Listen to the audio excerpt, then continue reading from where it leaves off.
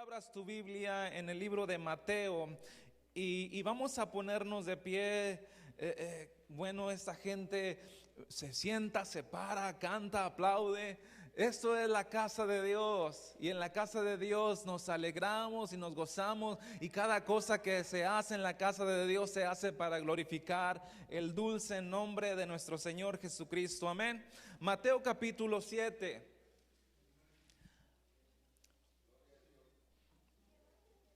Abre tu Biblia, prende tu Biblia, porque hoy no nada más puedes abrirla, y puedes prender tu Biblia. Yo no tengo problema de aunque tú saques tu teléfono y leas de tu teléfono. Lo que sí yo tengo un poquito es de que lo hagas en tu casa con tu teléfono o con tu tableta.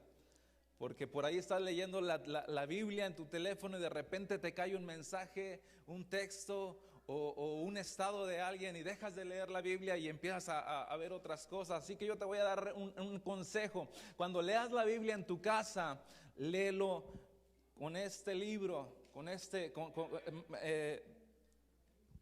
la palabra personal de Dios, con el libro. Mateo capítulo 7. ¿Estás ahí? En Mateo capítulo 7, en el versículo 24, vamos a leer esa porción de la Biblia. Todavía escucho por ahí un par de hojas. Si tú trajiste a alguien y la persona que tú invitaste no tiene Biblia, acércate con él o compártale a alguien su Biblia y vamos a leer todos esta porción.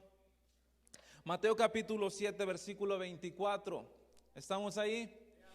Hasta el 27 vamos a leer. Dice la palabra del Señor: honrando al Padre, al Hijo y al Espíritu Santo.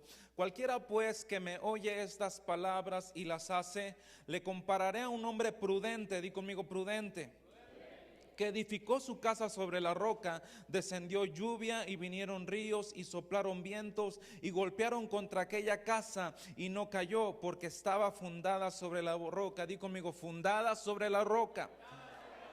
26, pero cualquiera que me oye estas palabras y no las hace, le compararé a un hombre insensato que edificó su casa sobre la arena, y descendió lluvia y vinieron ríos y soplaron vientos y dieron con ímpetu contra aquella casa y cayó, y fue grande su ruina. Oramos. Bendito Padre celestial, gracias por el gran privilegio, Señor, que tengo de estar esta mañana delante de mis hermanos, delante de los amigos, Padre celestial, delante de esta preciosa familia, Casa de Benecer. Bendito Dios, los bendigo, Padre, y con el gran privilegio y la gran responsabilidad que tengo esta tarde, Padre, te pido que seas tú tomando mis labios, tomando mi mente, tomando mi corazón, cuerpo, alma y espíritu, para que pueda transmitir con entendimiento y con la gracia que merece, Padre celestial, el compartir tu palabra. Señor, dame el favor y la gracia, Señor, para transmitirla, bendito Dios, y pueda quedar sembrada en sus corazones. Bendito Padre celestial,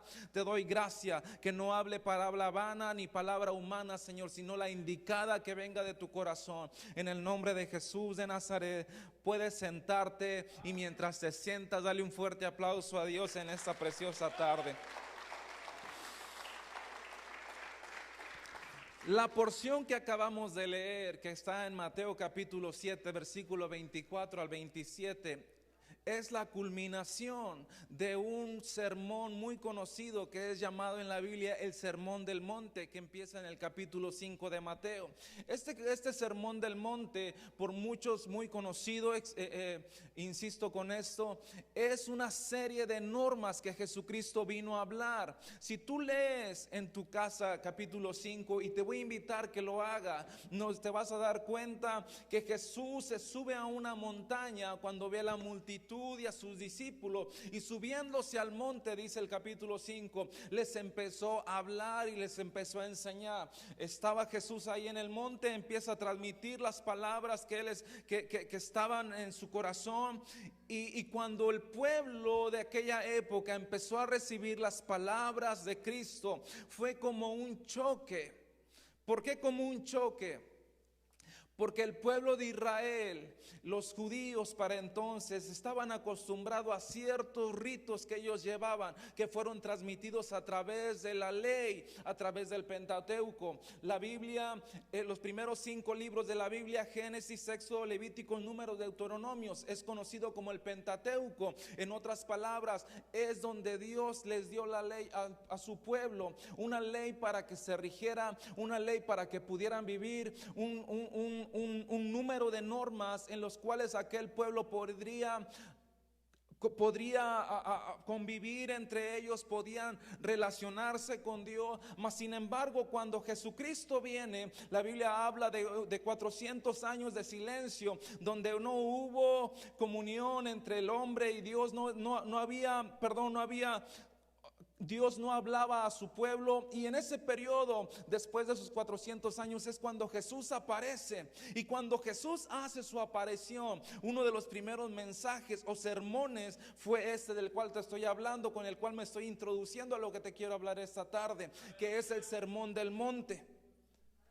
El pueblo de Israel estaba acostumbrado a hacer ritos, hacer cosas que habían aprendido, y tú bien conoces, la mayoría de los que estamos aquí vamos a darnos cuenta que hay 10 mandamientos. ¿Cuántos conocen o han escuchado los 10 mandamientos?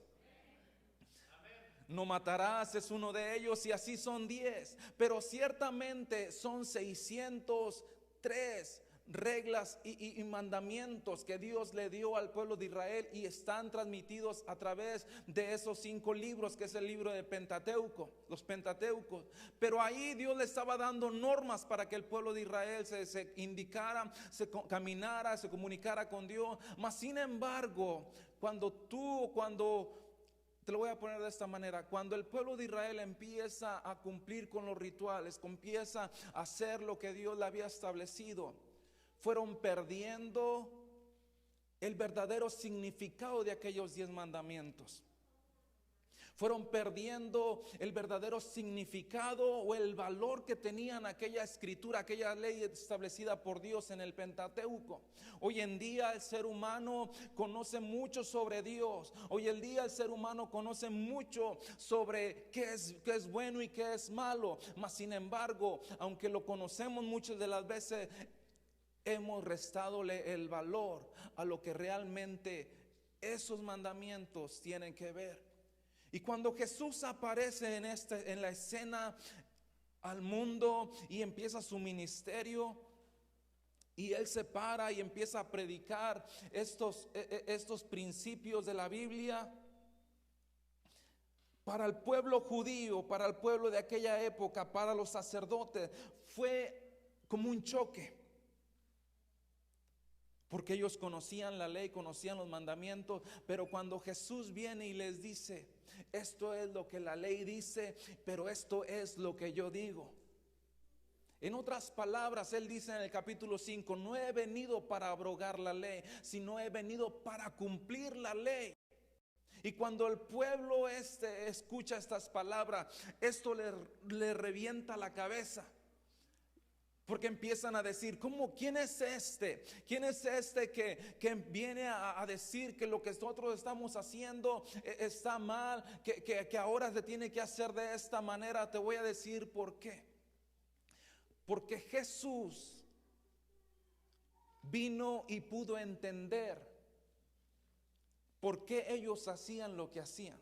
Es decir, cuando tú ves a una persona en tu trabajo, cuando tú ves a alguien en tu casa, cuando tú ves a un familiar, cómo se comporta y cómo habla, tú dices: bueno, su carácter de esta persona es así, así.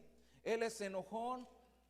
Tú hablas de otra persona y dices: este es muy dadivoso, este es muy regañón.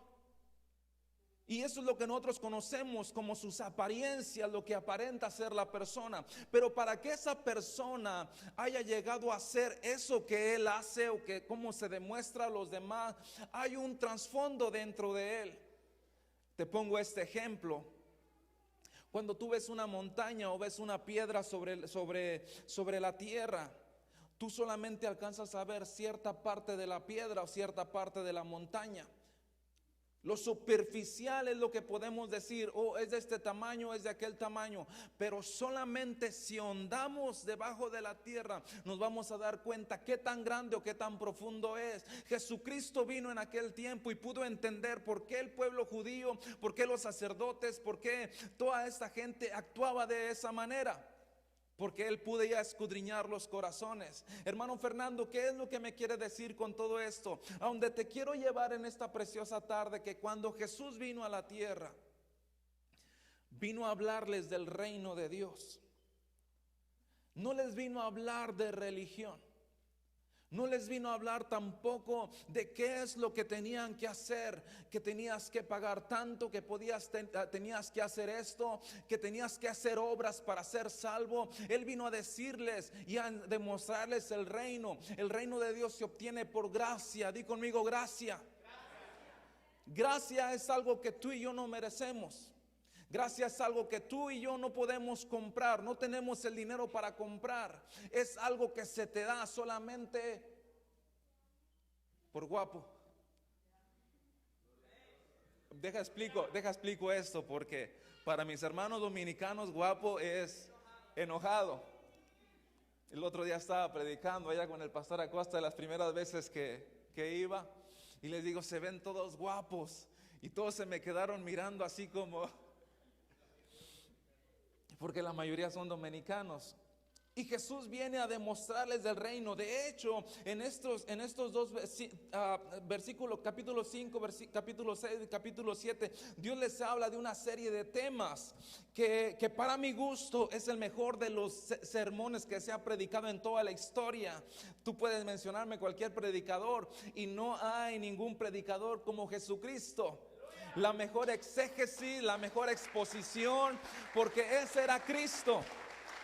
Y en esta serie de mensajes, en este sermón, Él les empieza a hablar de las bienaventuranzas, de la sal de la tierra, entre otras cosas, el ojo por ojo, ama a tus enemigos, dale a los necesitados, les enseña el Padre Nuestro, y ya para concluir, les habla de la puerta estrecha. Pero en el capítulo 7 es la porción que acabamos de leer. Y Jesús les está hablando, después de haberles predicado sobre esta serie de normas, Dios les habla de la porción que acabamos de leer. Y si tú pudiste ver, y si eres observador, tú te vas a dar cuenta que en el versículo 24, el título de esa porción se llama Los dos cimientos. Los dos cimientos. Y en esta porción de los dos cimientos es muy conocida también por muchos. Y esta porción es la conclusión del mejor sermón de todos los tiempos, del mejor comunicador. Y es conocido como el Sermón del Monte, el cual Jesús predica a sus discípulos, pero también predica a los que le seguían. Pero yo quiero que veas conmigo. Y aquí es donde voy a empezar a hablarte lo que Dios me quiere que te transmita.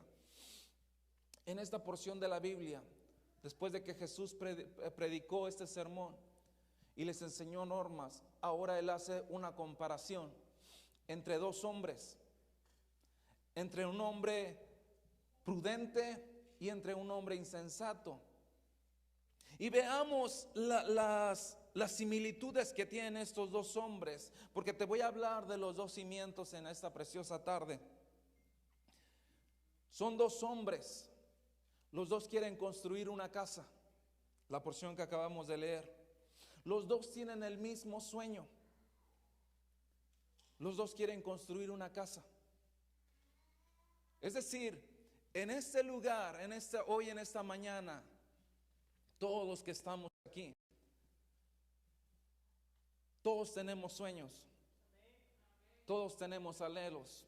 Estés tú por primera vez, estés tú por segunda vez, estés tú por tercera vez, o tengas ya tiempo congregándote, tú tienes sueños, tienes visiones. Y la comparación que hace Jesús aquí es de dos personas que quieren construir una casa. Los dos tienen el mismo sueño, tienen el mismo anhelo, construir una casa. Cuando la Biblia habla de construir una casa, quiero que me sigas y pongas atención, mi hermano. Prometo hacer lo posible por no extenderme tanto, para que puedas prestarme toda la atención que puedas prestarme. Cuando la Biblia habla de construir una casa puede referirse en la Biblia a varias cosas. Construir una casa en este pasaje literalmente se refiere a construir una vida. Tú estás aquí, pero tú estás construyendo una vida.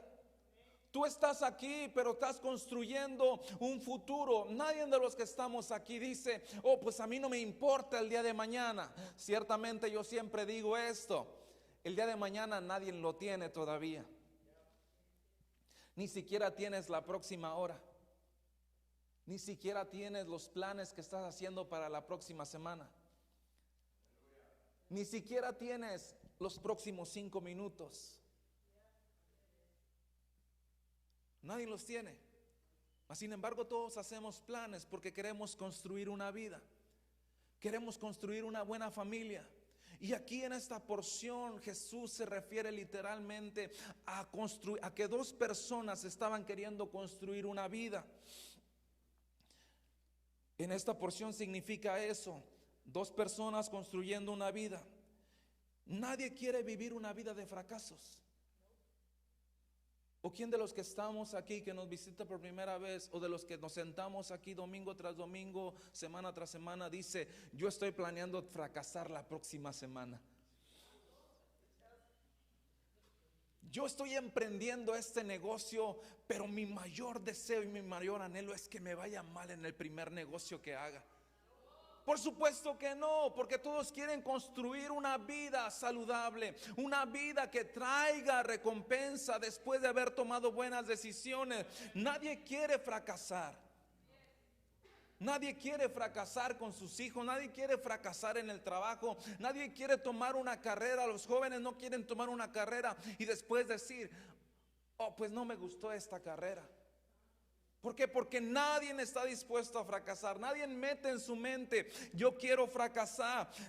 Construir una casa también en la Biblia se puede referir a construir una familia. De hecho, la Biblia se refiere a las familias como la casa de Isaí, la casa de David. Se está refiriendo a una familia. Todos estamos aquí queriendo construir buenos hijos.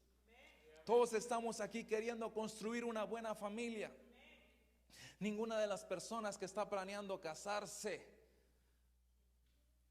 pues por ahí si alguien está queriendo casarse ya,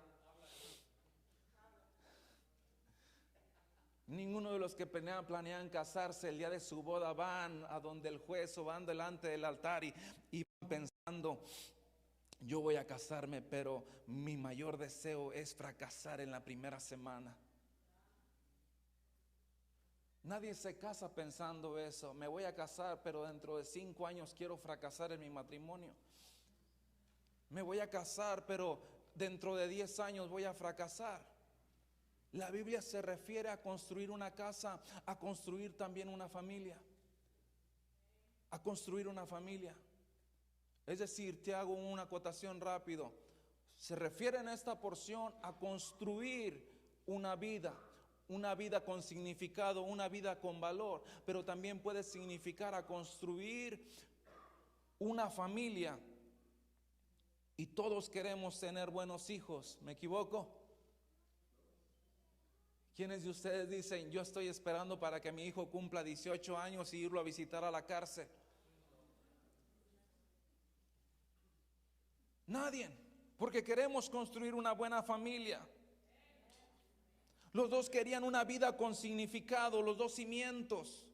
Los dos querían tener una vida con buen significado, una vida de las cuales pudieran sentirse plenos, sentirse realizados. Construir una casa puede referirse a construir una familia. Las familias en la Biblia significaban casas. Ninguna pareja se casa para divorciarse, sino que se casa con buenos planes para poder contener sus hijos, para poder llevarlos aún hasta el matrimonio.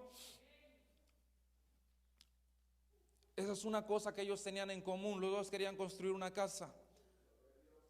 Número dos de las comparaciones en las cuales coincidían, los dos fueron expuestos a la verdad, porque dice el 24, cualquiera pues que me oye estas palabras, es decir, ellos fueron expuestos al mejor predicador. ¿Por qué te hice toda la introducción al principio? Porque Jesús se pone en el monte y empieza a predicarle, les empieza a hablar verdades eternas, principios eternos. Y después Jesús en el 24, concluyendo su mensaje, les dice, cualquiera pues que me oye estas palabras. Otra de las cosas que tenían en común es que los dos fueron expuestos al mismo predicador. Estamos hablando de los dos cimientos. Los dos fueron expuestos al mismo arquitecto, al mismo diseñador del plano. Los dos fueron expuestos. Hoy, mi hermano, tú que estás aquí, que nos visitas por primera vez, estás siendo expuesto a la palabra de Dios. A la palabra de Dios. Después de hoy, mi hermano, ninguno de nosotros puede decir, es que yo no sabía cómo hacerlo. Es que yo quise hacer las cosas bien, pero me salieron mal. ¿Por qué? Porque si eres expuesto a la palabra de Dios, mi hermano, ellos fueron expuestos al mejor predicador. Ellos fueron expuestos a la palabra de Dios.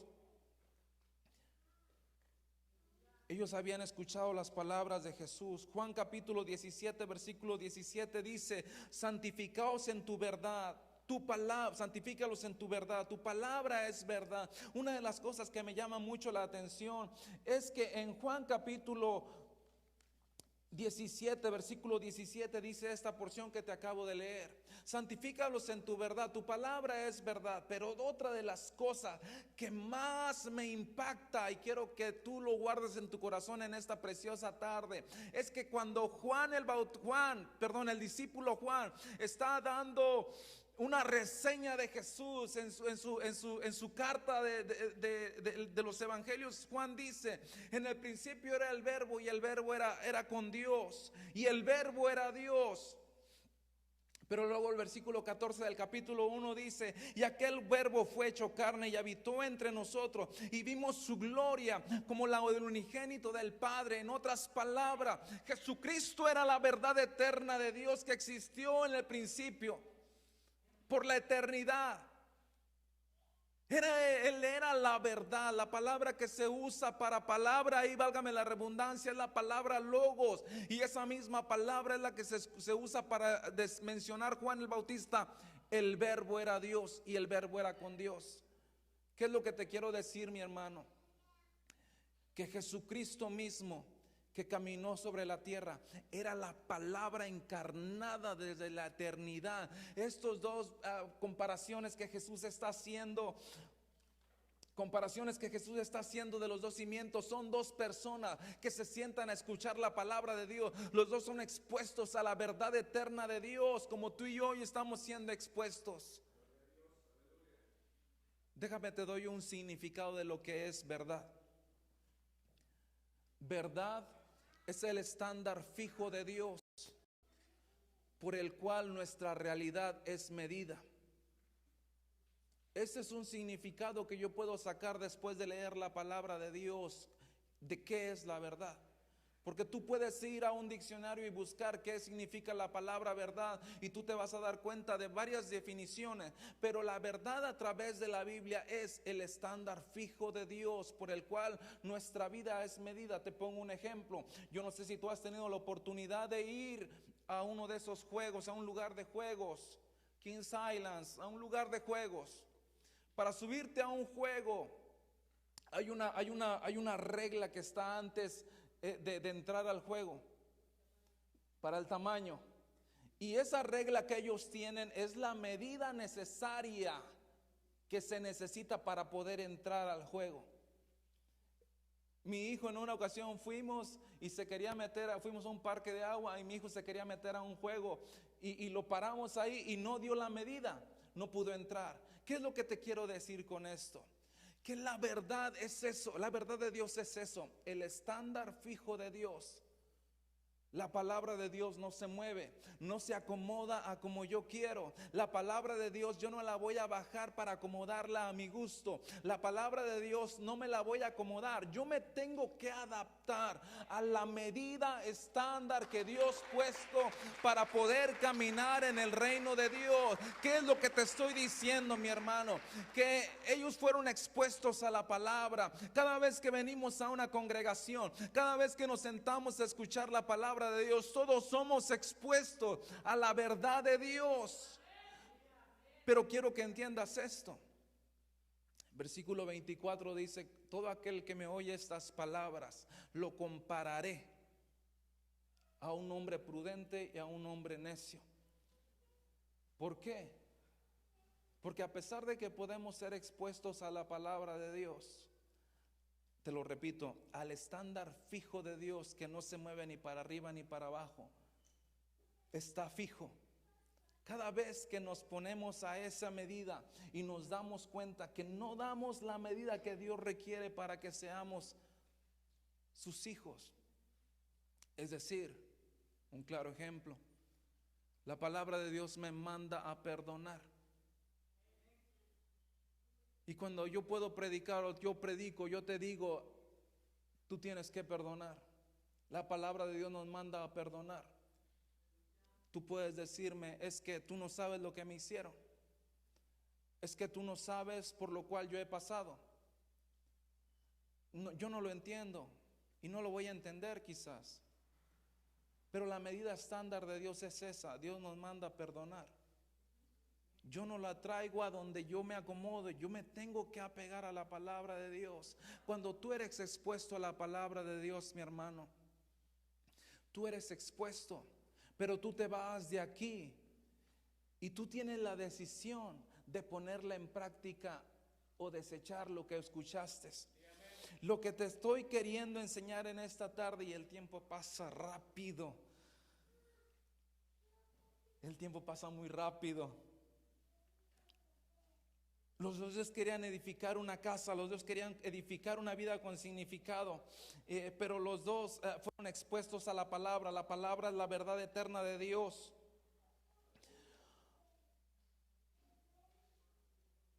Otra de las similitudes que tienen estas dos personas es que los dos pasaron por la misma tormenta. Los dos quieren construir una casa. Los dos escucharon las palabras de Dios y también los dos pasaron por la tormenta. En este lugar aquí donde estamos hay solo 3 tipos de personas: los que están en medio de una tormenta, los que pasaron una tormenta y los que están a punto de pasar una tormenta. Quizás hoy tú te sientas aquí y tú dices: ese predicador no sabe por lo cual yo atravesé. Ese hermano no sabe por lo cual yo estoy atravesando. No sabe cómo me ha llovido este año, porque eso decimos: me ha llovido sobre mojado. No sales de una cuando caes en otra, vas saliendo de una y otra vez otra tormenta. Los dos fueron expuestos a la misma tormenta. Los dos quieren edificar una casa, los dos escuchan las palabras de Dios, pero los dos fueron expuestos a la tormenta. Hay quienes nunca experimentaron una tormenta hasta que le dijeron al Señor Jesús: Señor, yo te recibo como mi Señor y mi Salvador. Yo te acepto, lávame con tu sangre, purifícame. Y de ahí para atrás siempre había sido todo relax, todo tranquilo. Pero en cuanto salieron de la iglesia ese día que aceptaron a Cristo, fulano de tal, fíjate que pasó esto. El otro día platicaba con un amigo que tiene días sin congregarse, tiene años. Y le decía: mano, así le hablo: mano, ¿cuándo te vas a levantar? Me decía: mira, yo oro en mi casa, yo leo la Biblia en mi casa, yo me levanto por las mañanas y oro por mis hijos, los cubro, oro por mi esposa. Y sé que tengo que congregarme, sé que tengo que ir. Pero yo le digo a mi esposa, me dice él, yo le digo a mi esposa que si ella realmente quiere empezar ahí, porque ella quiere empezar a ir a la iglesia, me dice. Y yo le dije el otro día, ¿tú estás segura que quieres ir? ¿Tú estás segura? Porque ahorita nos está yendo muy bien, le dije, fíjate este cuate. Porque ahorita nos está yendo muy bien. El trabajo está bien, estamos recibiendo el pago de nuestros negocios, todo está bien, pero tú sabes, le dice, tú sabes que cuando empecemos a ir a la iglesia, tú sabes cómo nos va a empezar a ir. Es decir, porque cuando tú estás sin buscar a Dios, y tú estás hoy por primera vez y tú dices, yo estoy bien, yo no tengo ningún problema. Yo no te estoy diciendo, si vienes a los pies de Cristo esta tarde, después de que salgas de este lugar, todo te va a ir de maravilla. Tu casa se va a arreglar, tus problemas que tienes con el abogado, con migración, todo se va a componer. Esa orden de deportación se va a desaparecer. Yo no te estoy diciendo eso, lo que yo te estoy diciendo es de que tarde o temprano todos vamos a pasar por una tormenta. Una tormenta en la Biblia nos habla de tribulación, de problemas, de angustia, de desesperación, de soledad. A eso se refiere una tribulación, una tormenta. Y ellos dos pasaron por una tormenta.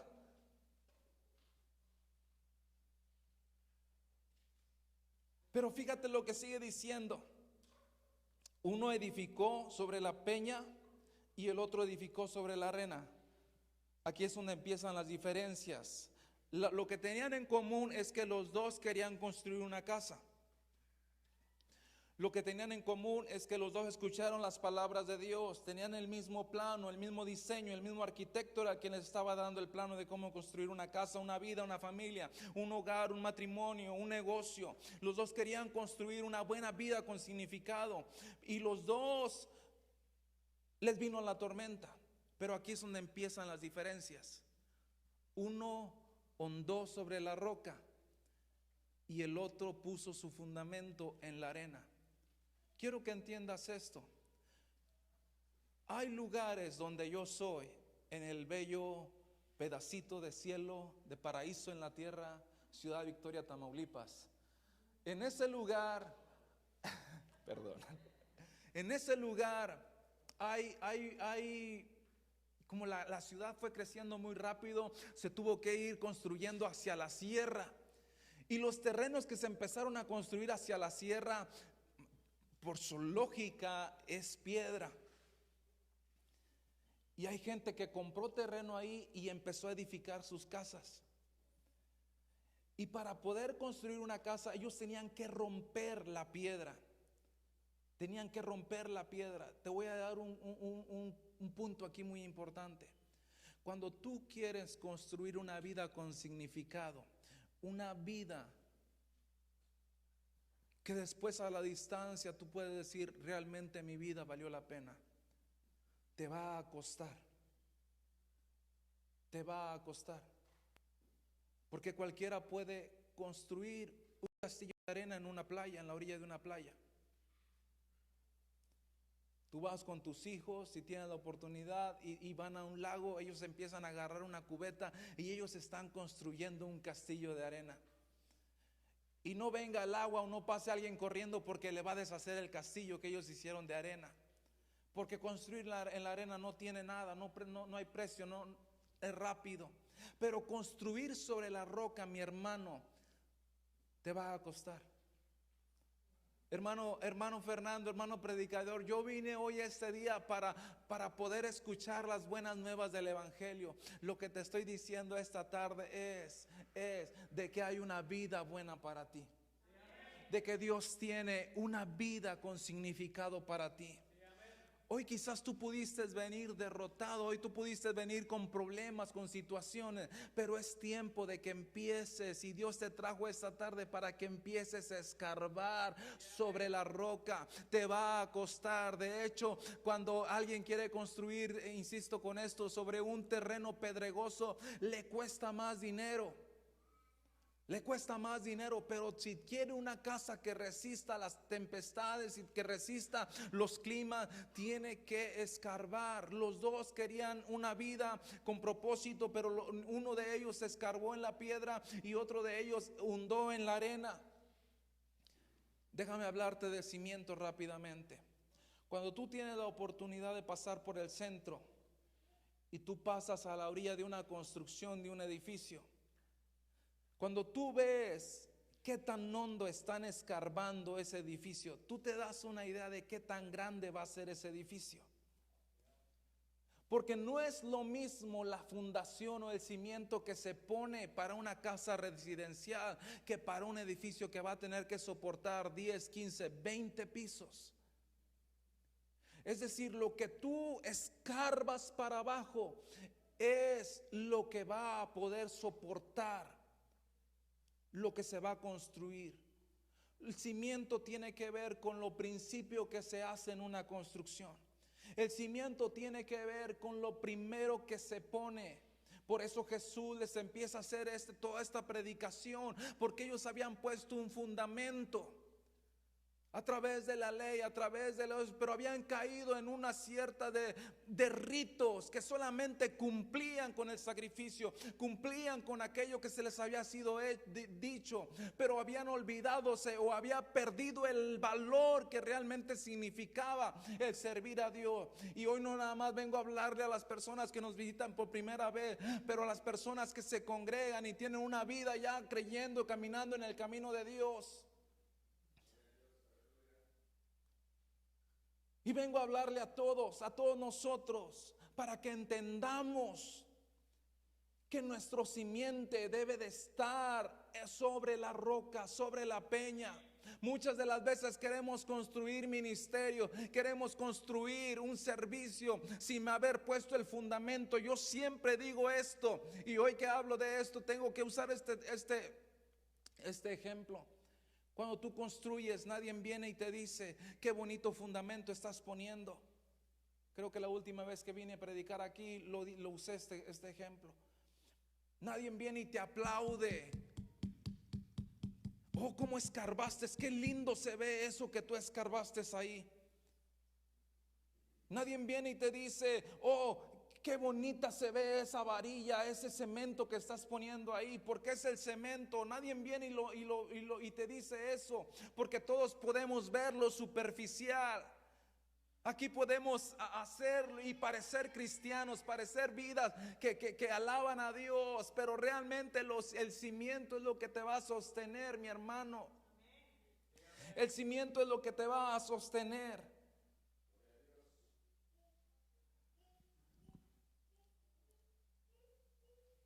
En una edificación el cimiento es lo más importante. No son las paredes que tú vas a construir arriba. No es el color de pintura que vas a poner. No es que es hermoso. Todos quieren tener un lugar donde puedan sentirse cómodos. Pero lo más importante es la fundación, lo que se pone al principio. Lo primero, eso es lo importante. Y fíjate, dice, vino lluvia, vinieron ríos y soplaron vientos. Cuando dices vinieron lluvias, agua que cae del cielo hacia la tierra, pero luego dice vinieron ríos, agua por la tierra, y luego dice y vinieron vientos. Sígueme aquí. Es agua que cae, agua que corre y vientos. Eso no es una tormenta normal. Eso es un huracán. Eso es un huracán. Porque es agua, ríos y vientos. Es un huracán. Vino la lluvia, vinieron ríos, soplaron vientos. Es un huracán. La tormenta solo, déjame decirte esto, en la tormenta, mi hermano, solo la gracia de Dios te puede sostener. ¿Por qué dice esto, hermano Fernando? Porque si yo no me tomé el tiempo para ahondar sobre la piedra y mi fundamento, mi cimiento fue muy débil, tarde o temprano ese cimiento me va a dejar expuesto a una tormenta o a un huracán. Y si yo no edifiqué una vida correcta, una vida buena, una vida con significado, un ministerio con significado, eso me deja expuesto solamente a la gracia de Dios. Muchos de los que estamos aquí hemos pasado tormentas, hemos pasado situaciones difíciles, y hoy estás aquí. Hoy estás aquí solamente por la gracia, por la misericordia de Dios, porque fue la gracia que te sostuvo. Porque el fundamento que muchas veces ponemos, como dicen en mi país, es raquítico, es pobre.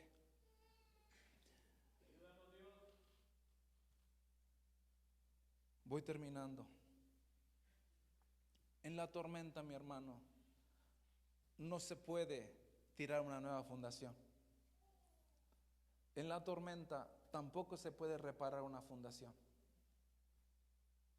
Porque tú no vas a salir si está lloviendo y tú dices, oh, mira, le voy a hablar al concretero para que venga a que me tire una nueva fundación. El concretero te va a decir, ¿estás loco?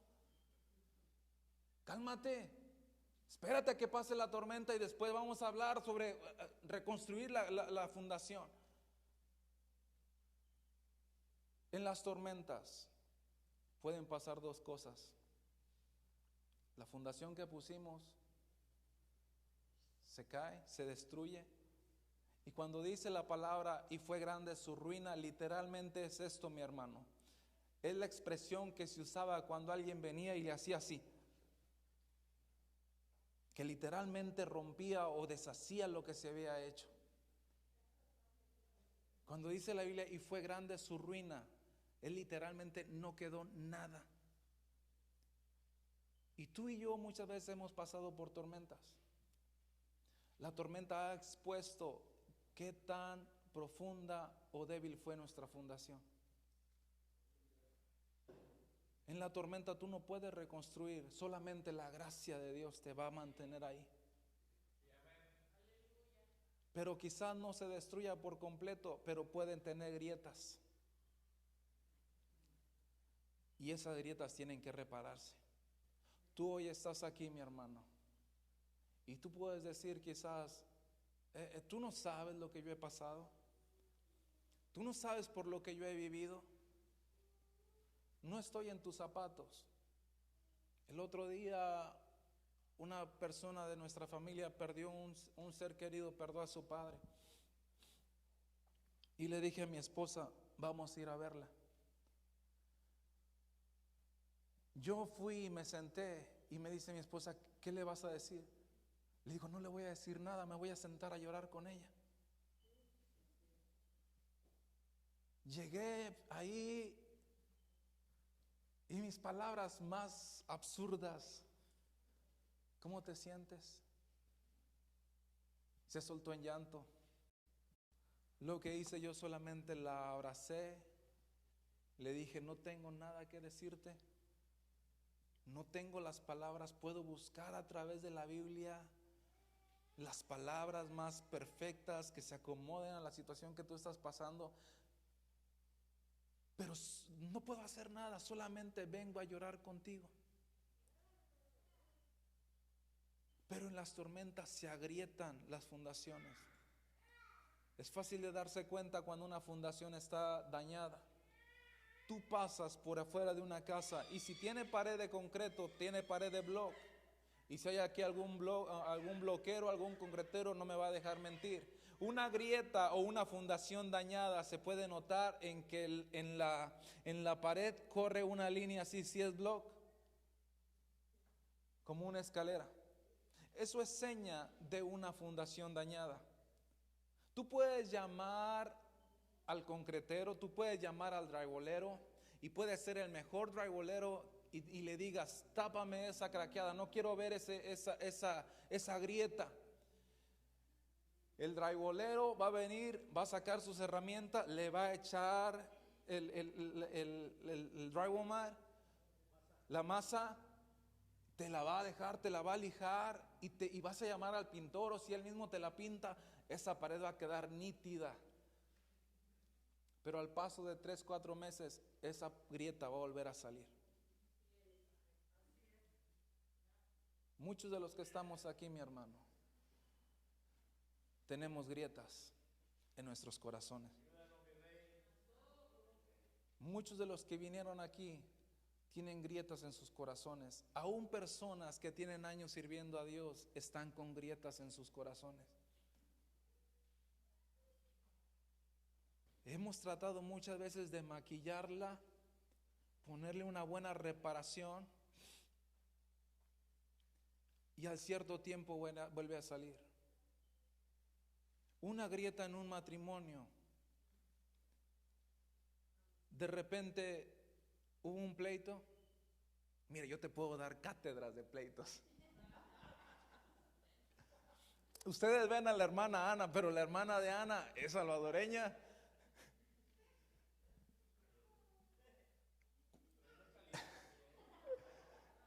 En nuestro matrimonio hemos pasado por situaciones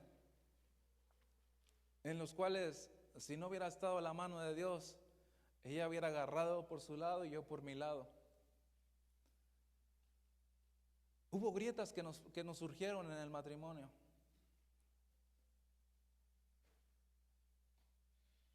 Pero hemos podido llegar hasta aquí y caminar hasta aquí. Tampoco es que tengamos tanto. A mí se me han hecho como... Tampoco son tantos. Pero hemos podido caminar porque nos hemos dado cuenta cuando una grieta se abre. Y no porque tengamos el gran discernimiento ni en el gran conocimiento de Dios.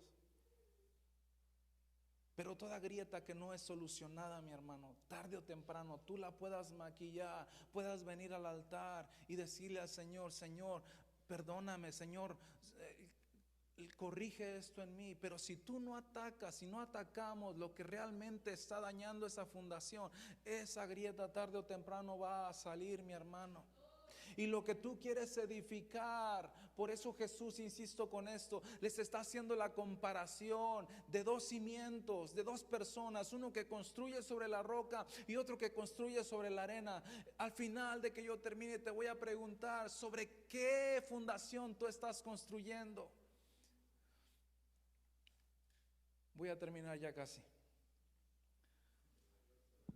Y esta vez sí es verdad, ya dije 3 veces, voy a terminar. Cuando tenía yo alrededor de entre 12 y 14 años, alguien nos regaló un conejito. Un conejo, alguien nos lo regaló. Yo tenía 12 años, quizás 14 años. Siempre me ha gustado trabajar con la madera. Una de las cosas que a mí me apasiona es trabajar con la madera. Me gusta, me encanta trabajar con la madera. Y desde muy niño yo empecé a trabajar con la madera. Yo deshacía las cajas de tomate con las cuales repartían los vegetales. Yo le robaba el martillo, los clavos a mi papá y me ponía a armar cosas desde muy chiquito. Y en esa ocasión, teniendo 12, 14 años, yo, que nos habían regalado ese conejo, yo me puse a construir un corral. Tomé una suerte de palos 2x4 que mi padre tenía ahí acomodados y los clavé contra la casa. La casa de allá se suele hacer de bloques. Y atrás de la cocina yo puse unos palos, unos postes, los clavé y acá de este lado puse otros 2. Sabía que si el conejo está sobre la tierra, el conejo va a escarbar. Entonces yo le puse una suerte de piso flotante, unas 10, 12 pulgadas de la tierra, y hice ese corral. Compré una malla y la forré. Y después de que terminé aquel corral de conejos, yo me sentí muy orgulloso. Me paré y lo miré, y después traje aquel bendito conejo y lo metí al corral que yo había hecho. Le puse unos clavos contra la pared de concreto, unos 2x4 acá, y le puse un piso. Dije: este conejo no se va a escapar. A los 2 días me di cuenta que ese sinvergüenza conejo aprendió a escaparse. Pero también me di cuenta, y hoy a la distancia puedo pensar en esa construcción que yo hice de ese conejo. Esa construcción que yo hice era buena para unas gallinas. Hubiera sido bueno para unos pollos, quizás hasta para unos patos, pero no fue buena para un conejo. ¿Qué es lo que te quiero decir? Que si tú quieres construir una vida con significado, una vida a la cual tú puedas voltear a mirar hacia atrás y digas, ciertamente mi vida valió la pena. Me equivoqué en la vida, cometí mis errores. Como este servidor que te habla en esta tarde, he tenido errores en la vida, me he equivocado. Hay un episodio en mi vida de la cual me da vergüenza platicar. Hay un episodio de mi vida que el otro día escuchaba a un predicador decir, no te voy a contar un testimonio, porque me da vergüenza, de lo cual solamente mi esposa conoce esa parte de mi vida, ni mi madre. Y si mi madre ve por ahí, porque yo le etiqueto, si mi madre me ve por ahí, no me vaya a preguntar qué es ese, porque no le voy a decir. Es decir, me avergüenza esa parte de mi vida. Pero hoy puedo voltear para atrás y decir, Dios ha sido bueno conmigo. Dios ha sido maravilloso. Una cosa es de que yo me pare aquí y empiece a alabar lo que yo hago, que empiece a decir lo que yo he hecho. Otra cosa es que la gracia de Dios haga hablar a otras personas de quién has sido tú. Un hombre imperfecto, sí, como la mayoría de los que estamos aquí. Si no es que todos somos imperfectos, porque tú puedes decir, no, yo soy perfecto. Nadie es perfecto. Lo que te quiero decir con ese ejemplo que te ponía es de que yo construí ese corral para conejos, pero no fue capaz de soportar o de aguantar ese conejo. Era bueno para una gallina, pero no para varios conejos. Lo que tú ahondes en esta tarde o en este día, o que tú digas en este día yo he escarbado muy superficialmente. He hecho las cosas como he creído que me iban a funcionar. He hecho las cosas como yo pensé que iba a funcionar. He hecho las cosas como me enseñaron, como lo vi hacer a mis padres. He hecho las cosas como yo creí que eran las correctas. Pero al igual que Jesús en aquella ocasión vino a decirle al pueblo judío, ustedes han venido haciendo las cosas porque han entendido, tienen esa revelación de la palabra, pero yo he venido no a abrogar la ley, sino a cumplir la ley. Es decir, vine a poner por obra lo que se les olvidó poner por obra a ustedes. ¿Qué es lo que te quiero decir con esto, mi hermano? Y estoy terminando. Tú y yo podemos ser las personas que más queremos hacer las cosas bien y nos esforzamos por hacer las cosas bien, pero mientras sigamos consultando a personas a las cuales decimos, estoy pasando por esto, ayúdame, y tú vengas donde él y esa persona te dé un consejo, tarde o temprano quizás, si no es un consejo fundado en la palabra de Dios, vas a equivocarte. Vas a fracasar. ¿Qué es lo que te estoy diciendo, mi hermano? Que hay ocasiones en nuestras vidas que nos equivocamos con una cosa, pasan 2, 3 meses y nos volvemos a equivocar con la misma cosa, y esas situaciones se convierten en ciclos de vida. Ciclos de vida. Hoy me equivoqué en esto, trato de levantarme, pero a los 3 meses me vuelvo a caer y me vuelvo a equivocar con lo mismo. Hoy es el día de que tú rompas con ese ciclo, mi hermano. De que tú rompas con ese ciclo. De que tratas de hacer las cosas bien. De que se te invita a la casa de Dios Y vas un tiempo, y sí, hiciste un tiempo. Y esto es para todos, mi hermano, no solamente para los que nos invitan por primera vez. Todos muchas veces caemos en ciclos repetitivos. Un día estamos muy bien congregándonos, sirviendo a Dios, y de repente nos cae el bajón y ya no queremos seguir sirviendo a Dios. Te mandan a hacer algo y tú dices, no, yo no lo hago. ¿Por qué no mandan a fulano de tal? Son ciclos porque no hemos hondado y hemos hecho nuestra fundación donde tiene que ser en Cristo Jesús, que es la roca inconmovible de los siglos de los siglos. Hoy tú viniste aquí, mi hermano. Hoy tú viniste aquí. Pongámonos de pies. Hoy tú viniste aquí. Quizás porque alguien te invitó por primera vez. Quizás te congregabas en otro tiempo y dejaste de congregarte. Dejaste de asistir a la iglesia. Conoces de la palabra de Dios. Serviste en un tiempo, pero viste algo que no te gustó. Escuchaste algo que no te pareció. Miraste algo que no te gustó y dejaste de congregarte. Hoy el Señor te trajo con un propósito.